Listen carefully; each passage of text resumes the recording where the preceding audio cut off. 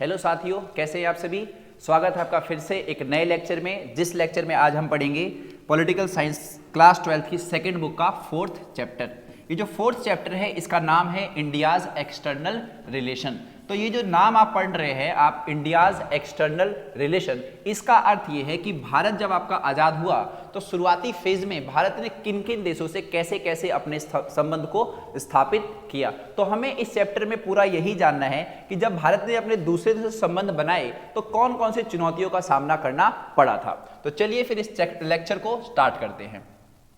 देखिए, भारत को जब अपनी फॉरेन पॉलिसी बनानी थी, सबसे पहले मैं आपको फॉरेन पॉलिसी के बारे में बता दूं। फॉरेन पॉलिसी का मतलब होता है एक ऐसी पॉलिसी या फिर आप समझिए एक ऐसी योजना जिसके जरिए आप बाकी के आसपास के देशों से दोस्ती करोगे। यानी कि आप किन किन बातों को जहन में रखोगे, किन किन बातों को आप ध्यान में रखोगे कि भाई मुझे अगर चाइना से दोस्ती करनी है तो ये चार बातें अगर कंप्लाई कर रही हैं, उससे मिल रही हैं, तो ही मैं दोस्ती करूंगा। जैसे कि आप अपने साथ भी ऐसा ही करते होंगे। जब आप किसी से दोस्ती करते हैं तो कुछ बातों का ध्यान रखते हैं ना कि भाई ये चीज इससे हो रही है कि नहीं हो रही, ये चीज मैं जो इससे कहना चाह रहा हूं ये मेरी बात समझ रहा है कि नहीं समझ रहा, ये मेरे इंटरनल अफेयर्स में तो दिक्कत नहीं दे देगा। तो इस तरीके की जो योजना कहलाती है उसी को हम बोलते हैं फॉरेन पॉलिसी। तो भारत को जब अपनी फॉरेन पॉलिसी बनानी थी, दूसरे देशों से संबंध स्थापित करने थे, तो उसके सामने दो चैलेंजेस आए। सबसे पहला जो चैलेंज आया वो ये आया कि अगर हम किसी से दोस्ती करते हैं तो जो हमारी सवर्निटी है यानी कि संप्रभुता है वो खतरे में ना पड़ जाए। यानी कि मान लो आपने किसी से दोस्ती करी और पूरे के पूरे आप उसी के फैसले से चल रहे हो, यानी कि वो पूरा आपको चला रहा है। ऐसा देखने को मिलता है ना कि जब हम किसी से दोस्ती करते हैं तो अगर कोई आपके ऊपर डोमिनेंट हो जाए, तो डोमिनेंट होने का मतलब ही क्या होता है कि आपने अपनी सवर्निटी खो दी। तो भारत के समक्ष चुनौती क्या थी कि भारत को अपनी सवर्निटी को बनाए रखना था, और दूसरा कि भारत की इसमें सुरक्षा भी बनी रहे। ऐसा ना हो कि भारत ने किसी देश से दोस्ती करी और आने वाले टाइम में उसी देश ने उसके ऊपर क्या कर दिया, हमला कर दिया। तो इस बात का ध्यान रखना था। और दूसरा सबसे जो मेन बात का ध्यान रखना था कि इस टाइम पूरे के पूरे विश्व में क्या था, जो पूरा विश्व था वो दो अलग अलग हिस्सों में बटा हुआ था। यानी कि दो ब्लॉक्स थे। आप सभी ने पढ़ा होगा फर्स्ट बुक में पॉलिटिकल साइंस के पहले चैप्टर में ही, जिसमें एक ब्लॉक आपका यूएसएसआर कहलाया और एक ब्लॉक आपका यूएसए कहलाया। तो भारत के सामने एक और चुनौती ये थी कि भारत किस ब्लॉक को ज्वाइन करे। तो हमें यही देखना है कि भारत ने आखिर किस ब्लॉक को ज्वाइन किया और किन किन बातों को ध्यान में रखा। तो चलिए फिर इस चीज को स्टार्ट करते हैं। और जो सबसे पहला टॉपिक है आपका वो है पॉलिसी ऑफ नॉन अलाइनमेंट। देखिए, पॉलिसी ऑफ नॉन अलाइनमेंट क्या है। नॉन अलाइनमेंट का मतलब होता है जब आप किसी भी गुट में नहीं है, जब आप किसी भी ग्रुप में नहीं है, उसी को कहा जाता है नॉन अलाइनमेंट। तो नॉन अलाइनमेंट क्या था, जो भी नव विकसित देश थे, कौन से देश, नव विकसित देश थे, उन सभी के सामने मिलकर के ये सबसे बड़ी चुनौती थी। क्योंकि अगर ये भारत की चुनौती है तो नव विकसित देशों की भी चुनौती है कि भाई उनकी भी सवर्निटी बनी रहे, उनकी भी सुरक्षा बनी रहे। वो कौन से ब्लॉक में जाए, यूएसए वाले में जाए या फिर यूएसएसआर वाले में जाए। तो ये सबकी ही चुनौती थी और सभी देशों ने मिलकर के ही सोचा भाई कि हम क्या करते हैं ना, अपना एक अलग ग्रुप बना लेते हैं जो कि नव विकसित देशों का होगा। अब इस ग्रुप को बनाने में जो सबसे ज्यादा की रोल किसी ने प्ले किया तो वो किया था नेहरू ने, और साथ में इन चार नेताओं ने। ये चार नेता कौन कौन से थे जो आप इस फोटो में देख रहे हैं। सबसे पहले तो नेहरू हैं, दूसरे नंबर पर एनक्रुमा है, वामे एनक्रुमा जो कि घाना के थे। जो तीसरे नंबर पे आप देख रहे हैं वो गमाल अब्दुल नासिर हैं जो कि इजिप्ट के थे। और उसके बाद है सुकर्णो जो कि इंडोनेशिया के हैं, डॉक्टर सुकर्णो भी कहा जाता है इनको। और एक है Joseph bras Tito from Yugoslavia. ये पांच देश जो आप देख रहे हैं, इन पांच देशों ने मिलकर के ही नॉन अलाइनमेंट की एक तरीके से नींव को रखा। अब नॉन अलाइनमेंट बनाया क्यों गया भाई। नॉन अलाइनमेंट का बनाने का जो सबसे मुख्य उद्देश्य था वो ये था कि भाई जो नव विकसित देश हैं ना वो यूएसए के अंडर में जाएं और ना ही वो सोवियत के अंडर में जाएं। और ये उद्देश्य क्यों था, ये उद्देश्य इसलिए था कि अगर ये नव विकसित देश इन देशों के अंडर में चले गए तो जाहिर सी बात है कि जो इनकी संप्रभुता है, जो इनकी आजादी है वो छीन ली जाएगी, क्योंकि सब इनको इनके हिसाब से करना पड़ेगा। और इन्हीं बातों को ध्यान में रखते हुए एक अलाइनमेंट बनाया गया, यानी कि एक गुटनिरपेक्ष बनाया गया जिसको हम नॉन अलाइन मूवमेंट के नाम से जानते हैं। अब नॉन अलाइन मूवमेंट जब बनाया जा रहा था तो नेहरू के मन में कुछ बातें थी कि भाई नॉन अलाइनमेंट तो ठीक है, लेकिन मेरे तीन ऑब्जेक्टिव इसमें पास हो रहे हैं कि नहीं हो रहे हैं वो मैं देखूंगा। तो सबसे पहले जो इनका ऑब्जेक्टिव था नेहरू का नॉन अलाइंग मूवमेंट को लेकर के वो ये था कि मेरी जो सवर्निटी है, मेरे जो देश की सवर्निटी है वो इससे बनी रहेगी कि नहीं बनी रहेगी। दूसरा कि जो मेरा टेरिटोरियल इंटीग्रिटी है, टेरिटोरियल इंटीग्रिटी का मतलब होता है जो क्षेत्रीय अखंडता है, भारत की जो क्षेत्रीय अखंडता है यानी कि जो देश है वो आपस में जो जुड़ा हुआ है ये कल को टूट तो नहीं जाएगा इस अलाइनमेंट के जरिए। और तीसरा ये था कि हमारा विकास एक अच्छे स्तर पर हो रहा है कि नहीं हो रहा है। तो इन तीन बातों को काफी ध्यान में रखा गया इस नॉन अलाइंग मूवमेंट को बनाने में। अब चलिए जानते हैं कि आखिर नॉन अलाइंगमेंट मूवमेंट बना कैसे। तो नॉन अलाइंग मूवमेंट मैंने आपको बताया कि किन देशों का ग्रुप है भाई आपका, ये 9 विकसित देशों का ग्रुप है, 9 विकसित देशों का। जब आप विश्व का एक मैप देखेंगे ना, जब आप विश्व का मैप देखेंगे, मैं यहाँ पे आपको समझा देता हूं। जैसे कि ये विश्व का मैप है, आप ये ध्यान देंगे ना कि जो नीचे वाली जो कंट्री होती है, ठीक ये वाली, इसके अंदर ये सारी की सारी 9 विकसित देश वाली कंट्री है और इन देशों की जो हालात है वो बहुत ही ज्यादा खराब है और इन देशों ने ही मिलकर के एक ग्रुप बनाया जिसको नॉन अलाइंग मूवमेंट कहा जाता है। अब ये बना कैसे? तो सबसे पहले क्या हुआ कि एशिया के देश और अफ्रीका के देश आपस में यहां पर मिलते हैं। तो सबसे पहले क्या हुआ कि एशियन रिलेशन कॉन्फ्रेंस करेगी, यानी कि जो आपका एशिया है, एशिया के जितने भी देश थे इन सभी देशों ने मिलकर के एक सम्मेलन किया जो कि आपका 1947 में। एशिया के देश में बहुत सारे देश हैं, इसमें आपका पाकिस्तान काउंट नहीं कर रहा हूं मैं, क्योंकि पाकिस्तान जो था, पाकिस्तान ने यूएसए ब्लॉक को ज्वाइन कर लिया था जो कि सेंटो ग्रुप था आपका, जो कि इंडिया ने ज्वाइन नहीं किया था। तो एशिया के देशों के बीच में संबंध को स्थापित करने के लिए सबसे पहली जो कॉन्फ्रेंस हुई वो मार्च 1947 में होती है। और ठीक इसी के बाद साउथ अफ्रीका में भी इसी चीज को देखा जाता है कि साउथ अफ्रीका में भी बहुत सारी दिक्कतें चल रही होती हैं, जैसे कि रेसिज्म चल रहा होता है, अपार्टहाइड चल रहा होता है, जो रंग भेद की नीति जिसको हम कहते हैं। इन सब चीजों का विरोध काफी स्तर पर किया गया और इन्हीं के चलते क्या हुआ कि अफ्रीका के जो देश हैं, अफ्रीका कॉन्टिनेंट के देश, वो भी क्या हुए, नॉन अलाइंग मूवमेंट में जुड़ना स्टार्ट हुए, क्योंकि उन सभी के ऊपर एक खतरा था डीकोलोनाइजेशन का। डीकोलोनाइजेशन का मतलब क्या होता है कि भाई ये जो थे किसी ना किसी देश के गुलाम थे और ये हमेशा गुलाम तो नहीं रहना चाहते थे, और अगर इनको हमेशा गुलाम नहीं रहना है तो इनको क्या करना पड़ेगा, इनको किसी ग्रुप में शामिल होना पड़ेगा जिसका नाम क्या होगा, नेम नॉन अलाइंग मूवमेंट। चलिए, तो यहां पर थोड़ी सी नींव पड़ गई कि भाई हम एशिया और अफ्रीका के देशों में क्या करते हैं, बातचीत करते हैं, उनको समझाते हैं, उनकी जो दिक्कतें हैं उनको सॉल्व करते हैं। और यहां से समझिए कि एक बढ़िया सी नींव बनाने के बाद क्या होता है, एक कॉन्फ्रेंस होती है जो कि 1955 में होती है। 1955 में बांडुंग कॉन्फ्रेंस के नाम से हम इसको जानते हैं। और बांडुंग जो आपका है वो इंडोनेशिया का एक शहर है, इंडोनेशिया का एक शहर है। और बांडुंग सम्मेलन जो आपका हुआ वो हुआ आपका 1955 में, और इसी में बात चली कि ठीक है भाई हम अपना एक ग्रुप बनाएंगे जिसका नाम होगा नॉन अलाइंग मूवमेंट, और ये होगा आपका 1961 में, यानी कि इसकी पहली क्या बन गई, पहला सम्मेलन आपका 1961 में हो गया।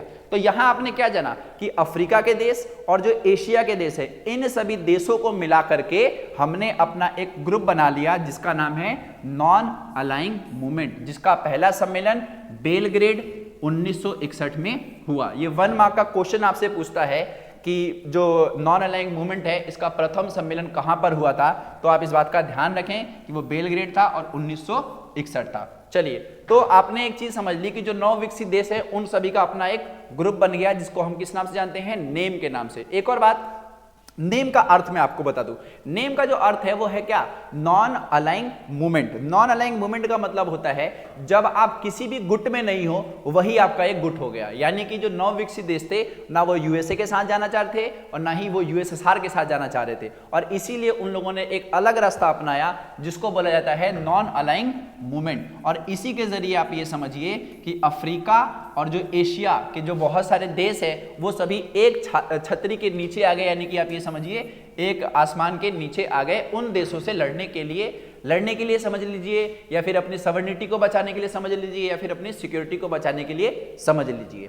चलिए, अब बात करते हैं अगली चीज की जो कि है आपका peace and conflict with China. तो भारत ने अफ्रीका और एशिया में तो अपने संबंध स्थापित कर लिए। किसमें, अफ्रीका में और एशिया में। अफ्रीका और एशिया के देशों के साथ हमने संबंध स्थापित कर लिए जिसको हमने गुट बताया कौन सा, नेम। अब सबसे बड़ी जो चुनौती आई कि भारत का जो सबसे पड़ोसी देश था, एकदम पास का देश था, वो कौन था, चाइना।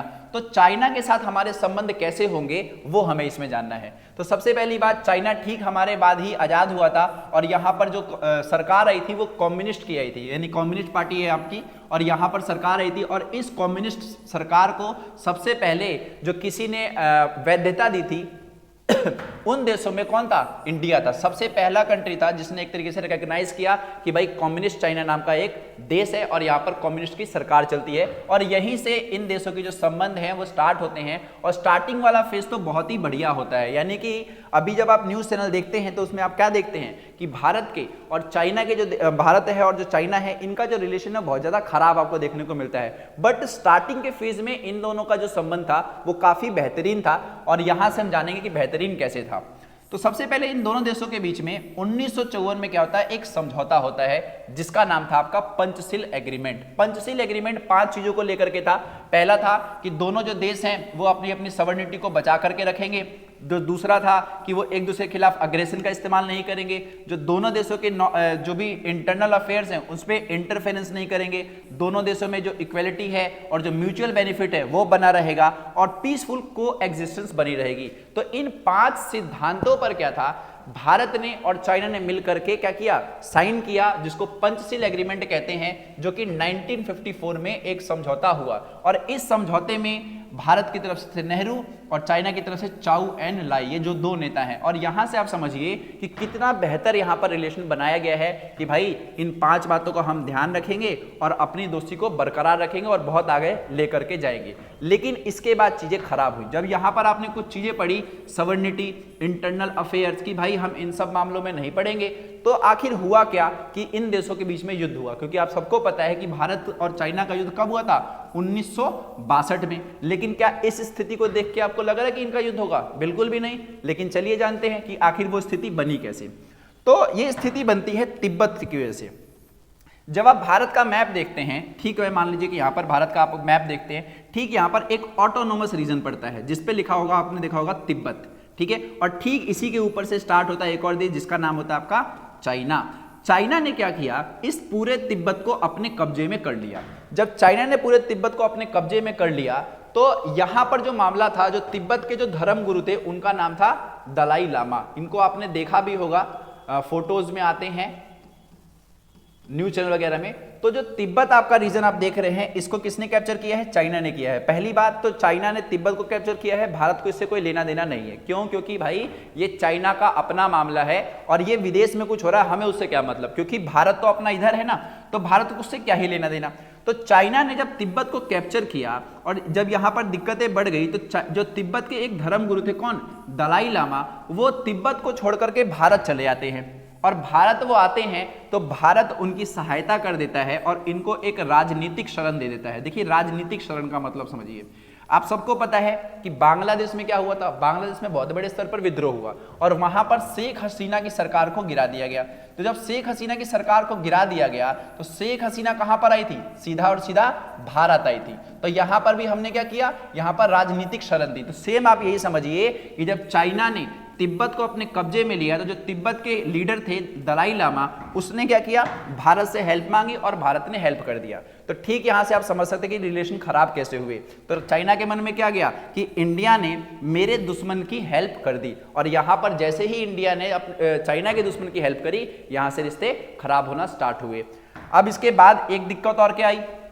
जब एक दिक्कत आई, तिब्बत वाला तो हो गया, दूसरी दिक्कत क्या आई कि एक लाइन पड़ती है, जैसे कि बाउंड्री जिसको हम कहते हैं, जैसे कि अगर ये मान लीजिए बाउंड्री बना देता हूं मैं, इधर आपका ये भारत है और ठीक इधर आपका चाइना है, और इन दोनों देशों के बीच में जो बॉर्डर है आपका, इस बॉर्डर को कहा जाता है मैकमोहन। क्या कहते हैं? मैकमोहन, जो कि 1914 में बनाया गया था। लेकिन चाइना जो था वो इस रीजन को नहीं मानता था, यानी कि वो इस बॉर्डर लाइन को नहीं मानता था। बॉर्डर लाइन का कहने का मतलब ये था, वो ये कहता था कि भाई जो तुमने ये बॉर्डर बनाया ना, इसमें मेरे को ना ये हिस्सा भी आना चाहिए और इधर से ये वाला हिस्सा भी आना चाहिए। और 2 हिस्सों को लेकर के चाइना ने काफी मतलब दिक्कत क्रिएट करी। एक तो हमारा भारत का वेस्टर्न सेक्टर और एक आपका ईस्टर्न सेक्टर। भारत का नहीं, सॉरी, इसमें आपको चाइना का समझना है। किसका समझना है? चाइना का। सबसे पहले दिक्कत कहां से स्टार्ट हुई? तिब्बत से। तिब्बत में जो चाइना ने किया उसको लेकर के भारत ने क्या किया? भाई दलाई लामा की हेल्प कर दी, इससे रिश्ते खराब हुए।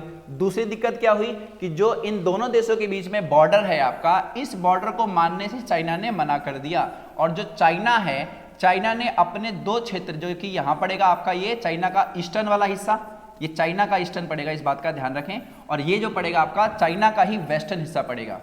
ठीक है, जब आप मैप देखेंगे तो हर एक देश की जो भौगोलिक स्थिति होती है उस देश के हिसाब से बताना होता है, क्योंकि आप जब ये बात करेंगे तो ये भारत का तो नॉर्थ पड़ रहा है, बट ये चाइना का वेस्टर्न हिस्सा पड़ रहा है। तो चाइना ने दो हिस्सों को लेकर के बोला कि भाई ये जो मैकमोहन लाइन बना रखी है ना, जो बॉर्डर आपने बना रखा है, ये गलत बनाया है, और यहाँ का मुझे कुछ हिस्सा चाहिए और यहाँ का भी कुछ हिस्सा चाहिए। ठीक है, और जो ये हिस्सा था उसको उस टाइम बोलते थे नेफा। क्या बोलते थे? नेफा। जो आज के समय में एक अलग राज्य है भारत का, वो है अरुणाचल प्रदेश। क्या नाम है इसका? अरुणाचल प्रदेश। और उस टाइम नेफा को हम जानते थे नॉर्थ ईस्ट फ्रंटियर एजेंसी। तो इस बात को ध्यान रखें कि चाइना ने दो क्षेत्रों पर क्या बोला, अपना दावा ठोका कि भाई मेरे को ये हिस्सा भी चाहिए, और जो आपका ये अक्साई चीन कहते हैं, इसको क्या कहते हैं? अक्साई चीन, ये भी हमको चाहिए। इन दोनों क्षेत्रों को लेकर के चाइना ने दावा ठोका कि भाई ये हमारा हिस्सा है और मैं इस बॉर्डर लाइन को नहीं मानता हूं। इससे पहले तिब्बत को लेकर समस्या थी, ठीक 1962 के आसपास में एक ये समस्या आ गई, और इसी को देखते हुए फाइनली चाइना ने भारत के ऊपर अटैक कर दिया अक्टूबर 1962 में। और इसने इतनी बढ़िया स्ट्रेटेजी अपनाई कि भारत के दोनों हिस्सों को अपने कब्जे में कर ही लिया, और यहां से भी हमारा कुछ हिस्सा हम हारे और यहां से भी कुछ हिस्सा हारे। तो जब आप भारत का मैप देखते हैं जो इस तरीके से है, जम्मू एंड कश्मीर वाला, तो ये जो आप हिस्सा देखते हैं ना, वो हमारा नहीं है, वो किसका है? वो चाइना का है। और हम इसको अपने मैप में इसलिए भी दिखाते हैं क्योंकि ये कल कभी तो हमारा था, और आने वाले टाइम में हम इसको जीत लेंगे। खैर अभी तो ये चाइना का है। और इस तरीके से भारत और चाइना का क्या हुआ? 1962 में वॉर हुआ, जिसके दो कारण थे, जो कि मूल कारण है। एक तो तिब्बत वाली समस्या कि तिब्बत में इंडिया ने हेल्प कर दी, और दूसरी समस्या हो जाएगी आपकी कि जो भी ये बॉर्डर लाइन थी या फिर जो बॉर्डर डिस्प्यूट था, उसकी वजह से चाइना ने हम पे हमला कर दिया। अब हमला हुआ और इसमें भारत अपने बहुत सारे, एक तो जवानों को खो बैठा, बहुत सारे सैनिक मारे गए। और आपको एक इंटरेस्टिंग फैक्ट बता दूं कि जब आप एक गाना सुनता है लता मंगेशकर का, कौन सा वाला, ऐ मेरे वतन के लोगो, ऐ मेरे वतन के लोगो, वो ठीक इसी युद्ध के बाद आया था। और उसमें मतलब उन्हीं जवानों की ही बात करी गई थी, क्योंकि हमारे बहुत सारे जो जवान थे वो शहीद हो गए थे।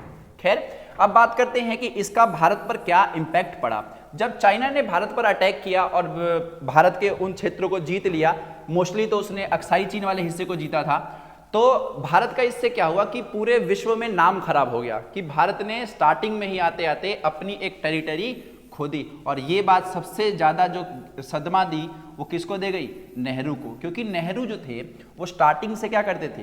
वो चाइना के सपोर्ट में रहा करते थे, और वो शुरू से ही ऐसा कहते थे। आपने एक स्लोगन भी सुना होगा, हिंदी चीनी भाई भाई। ये जो हिंदी चीनी भाई भाई आप देखते हैं ना, वो 1954 के समय में काफ़ी फेमस था, क्योंकि जब भारत और चाइना के संबंध बहुत ज़्यादा बेहतरीन थे, और नेहरू को भी इस बात का मतलब शक नहीं था कि चाइना हमारे साथ कभी ऐसा कर सकता है, और इसीलिए वो चाइना को ऐसे ही जाने देते थे एक तरीके समझिए। लेकिन चाइना ने जो अटैक किया 1962 में, वो काफ़ी गहरा सदमा दे गया। और ये भी एक कारण बताया जाता है कि 1962 के बाद से जो नेहरू है वो बीमार होते चले गए। जब नेहरू बीमार होते चले गए 1964 में उनकी डेथ हो गई थी। चलिए दूसरा इंपैक्ट देखते हैं कि नेहरू को काफी बड़े स्तर पर क्रिटिसिज्म क्या करना पड़ा, झेलना पड़ा, क्योंकि पूरे भारत में उनको लेकर के विरोध प्रदर्शन हुए कि भारत के प्रधानमंत्री ने भारत का एक हिस्सा खो दिया, प्लस हमने अपने जवानों को खो दिया। जो तीसरा इंपैक्ट ये पड़ा कि सरकार के खिलाफ नो कॉन्फिडेंस मोशन है, यानी कि सरकार के खिलाफ एक अविश्वास प्रस्ताव आ गया कि भाई आप सरकार हटा दो।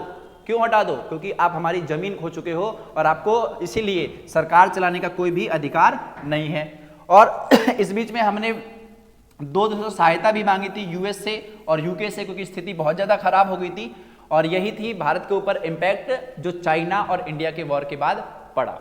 ठीक है, तो आप इस बात का ध्यान रखें कि जब भी ये क्वेश्चन आता है कि किन कारणों की वजह से भारत और चाइना के बीच में वॉर हुई, तो आपको बताना है, एक तो आपको तिब्बत वाला इशू बताना है, और दूसरा जो आपको इशू बताना है वो बॉर्डर लाइन का बताना है कि चाइना ने दो बॉर्डर्स को एक तरीके से मानने से मना कर दिया और उसमें से कुछ हिस्से को अपना बताया। एक हिस्सा था उसने बताया अक्साई चीन का और एक बताया उसने नेफा का, और इसी को लेकर के भारत के ऊपर अटैक कर दिया। और यहां से चाइना के साथ हमारे जो संबंध थे वो पूर्ण रूप से एक तरीके से बहुत ही ज्यादा खराब हो गए। और अभी भी आज के टाइम पे भी अगर आप न्यूज देखेंगे ना तो उसमें कुछ ना कुछ आपको सुनने को मिल ही जाएगा कि चाइना ने हमारी कुछ जमीनों को अपने कब्जे में कर लिया है, लद्दाख के बहुत बड़े हिस्से को अपने कब्जे में कर लिया है। तो चाइना स्टार्टिंग से ही ऐसा करता था और नेहरू जो थे, नेहरू को कभी ऐसा नहीं लगा था कि चाइना हमारे साथ ऐसा करने वाला है, और इसीलिए चाइना नेहरू को काफी इस बात का धक्का लगा।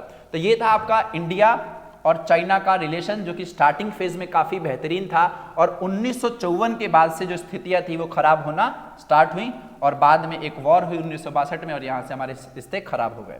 चलिए अब हम बात करेंगे इंडिया और पाकिस्तान की। तो जैसा कि आपने जाना कि भारत का पड़ोसी देश कौन, चाइना, उसके साथ हमारे संबंध कैसे थे। अब हम जानेंगे कि भारत का एक और एशिया का एक और बड़ा देश पाकिस्तान, उसके साथ हमारे संबंध कैसे थे। तो भारत और पाकिस्तान के जो संबंध है वो शुरू से ही खराब रहे हैं। भारत और पाकिस्तान के बीच में 4 वॉर हो चुकी है। 1947-48 वाली पहली, जो कि जम्मू कश्मीर को लेकर के हुई। जो दूसरी हुई आपकी वो 1965 में हुई, ये भी कश्मीर को लेकर के हुई। और जो तीसरी हुई वो 1971 में हुई, जो कि बांग्लादेश के आज़ादी को लेकर के हुई। इस किताब में 1947 और 48 का उतना जिक्र नहीं किया गया है। जो मेन है वो 1971 वाला है और 65 वाले में थोड़ा सा बताया गया है, तो हम भी थोड़ा सा ही जानेंगे। देखिए, जो दोनों देशों के बीच में जो पहली वॉर होती है, जो बड़े स्तर पर होती है, वो होती है आपकी 1965 में, और ये होता है कश्मीर को लेकर के। क्योंकि पाकिस्तान शुरू से ही ऐसा कहता था कि कश्मीर जो है वो हमारा है, क्योंकि कश्मीर के जो मतलब राजा थे, राजा हरि सिंह, वो हिंदू राजा थे और वहां की जो आवाम थी वो मुस्लिम थी। तो इसीलिए पाकिस्तान जो था वो ऐसा दावा ठोकता था कि कश्मीर जो है, कश्मीर में कौन सी जनता रहती है, मुस्लिम जनता रहती है, और इसीलिए कश्मीर किसको मिलना चाहिए, पाकिस्तान को मिलना चाहिए। लेकिन जो कश्मीर की जो आवाम थी उन्होंने इस चीज़ को मना किया और फाइनली हमने जम्मू कश्मीर को तो अपने में ही मिला रखा है। और यही एक मेन इशू है पाकिस्तान और भारत के बीच में लड़ाई झगड़े का। तो 65 की जब वॉर स्टार्ट होती है तो 65 की वॉर बहुत बड़े स्तर पर चली जाती है और इस वॉर को रोका जाता है यूएन के द्वारा, यानी कि यूनाइटेड नेशन के द्वारा। और इसके बाद एक समझौता कराया जाता है 1966 में, 1966 में पीसफुल समझौता, जिसको हम कहते हैं ताशकंद समझौता, जिसको मैंने आपको पिछले कुछ चैप्टर्स में पढ़ाया होगा, जिसमें लाल बहादुर शास्त्री गए थे और यहाँ पर उनकी डेथ हो गई थी अपने होटल में दिल का दौरा पड़ने से। हालांकि ये जो बात है दिल का दौरा पड़ने की, ये ऑफिशियल रूप से भी कभी कंफर्म नहीं हुई है। खैर, तो पहला वॉर हुआ था आपका 1965 में और रीजन था उसके अंदर कश्मीर, और इस वाली वॉर को रोका किसने, यूएन ने, और उसके बाद एक समझौता कराया गया ताशकंद समझौता। तो पहली वॉर तो हो गई। दूसरी वॉर जो आपकी हुई वो 1971 में हुई थी, जो कि बांग्लादेश को लेकर के हुई थी। जो बांग्लादेश को लेकर के वॉर है वो आपने जब कंटेम्पररी साउथ एशिया वाला चैप्टर पढ़ा होगा आपकी फर्स्ट बुक का, उसके अंदर पूरी की पूरी स्टोरी है। वहां पर आप इस स्टोरी को समझ सकते हैं कि पाकिस्तान से हमारी वॉर 71 वाली क्यों हुई थी। थोड़ा सा मैं आपको बता देता हूं। पाकिस्तान जो था आपका वो 2 अलग अलग हिस्सों में बटा हुआ था। एक था आपका ईस्ट पाकिस्तान और एक था आपका वेस्ट पाकिस्तान। जो ईस्ट पाकिस्तान की जो जनता थी वो बंगाली जनता थी और उनकी संस्कृति वेस्ट पाकिस्तान से काफी ज्यादा अलग थी और उनको थोड़ा सा भी रिप्रेजेंटेशन नहीं था गवर्नमेंट में। सारा की सारी जो गवर्नमेंट थी वो वेस्टर्न पाकिस्तान के जरिए चलाई जाती थी और इसी को लेकर के वो जो थे आंदोलन पे आ गए और वहां की पार्टी थी एक अवामी लीग, जिसने इस आंदोलन को बहुत बड़े स्तर पर पहुंचाया। लेकिन वेस्टर्न पाकिस्तान ने उनकी बात नहीं सुनी, उनके ऊपर हमला करना स्टार्ट किया।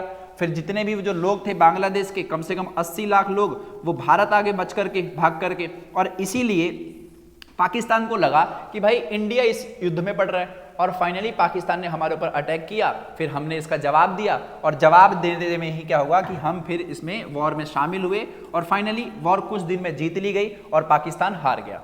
तो ये दूसरी वॉर थी 1971 वाली। चलिए, मैंने यहाँ पर आपको 4 वॉर बताई ना, इसमें एक बताया, 2 और 3, और एक चौथी वॉर थी आपकी 1999 1999, जिसको हम कारगिल वॉर कहते हैं। हालांकि आपके बुक में वो थोड़ा सा दिया होगा कारगिल वॉर। इसमें पाकिस्तान ने कुछ जगहों पर कब्जा या फिर हमला कर दिया था, उसी को कारगिल वॉर कहा जाता है। ये आपके एग्जाम में नहीं आएगा बट एमसीक्यू के रूप में आता है ये 1999 वाली वॉर। तो ये इस बात का आप ध्यान रखें। खैर, तो पाकिस्तान के संबंध आपको समझ आ गए होंगे कि इसमें जो पाकिस्तान के जो संबंध थे वो काफी ज्यादा स्टार्टिंग से ही खराब थे। हमेशा जो इशू रहा है वो कश्मीर वाला इशू रहा है। 47 की वॉर और 1965 की वॉर कश्मीर को लेकर के हुई। 999 वाली भी कश्मीर की तरफ ही हुई और जो 71 वाली वॉर है वो बांग्लादेश को लेकर के हुई। और इस तरीके से समझिए कि भारत के आसपास के जो दो पड़ोसी देश हैं, एक है आपका पाकिस्तान और एक है आपका चाइना, इनसे संबंध जो थे वो काफी खराब रहे।